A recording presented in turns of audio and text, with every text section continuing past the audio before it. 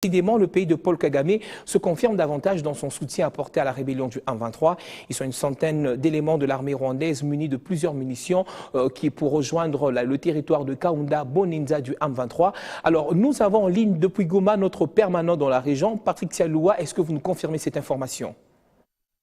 Les sources sur place à Rutshuru renseignent que c'est aux environs de 2h55 que ces éléments de l'armée rwandaise RDF, armés jusqu'aux dents, ont traversé la frontière congolo-rwandaise du côté de Tchanzu avec plusieurs munitions avant de rejoindre Kahunga par 4 véhicules de marque Fuso où les attendait le colonel Mboneza avec la mission d'attaquer dans peu de temps les FARDC à Mabenga. D'autres éléments de l'RDF sont passés par Kabuhanga près de Kibumba la même nuit dans le même objectif d'attaquer les FARDC qui ont pris mardi contrôle de la colline de Kanyamahoro après un accrochage de 20 minutes avec les rebelles du M23 et leurs alliés rwandais. Côté FARDC, tous les éléments ont un moral de fer et prêts à faire payer au M23 tout ce qu'ils ont fait au peuple congolais, a déclaré ce mercredi à la presse le porte-parole en Provence, le lieutenant-colonel Olivier Amouli. Les forces armées de la République démocratique du Congo ne doivent pas se faire intimider par des déclarations d'un groupe rebelle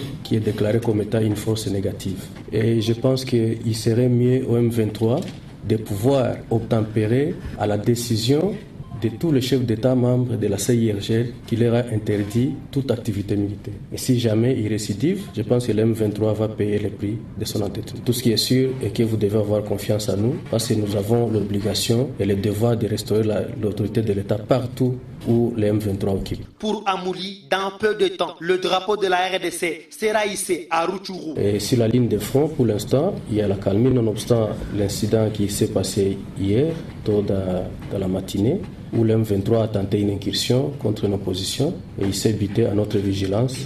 Et je pense que ce serait très important que la population sache que le FARDC se tienne très bien et dans des positions beaucoup plus confortables. Et dans le futur plus proche, nous allons pouvoir hisser le drapeau national dans le territoire de Rutshuru et partout dans Nyiragongo.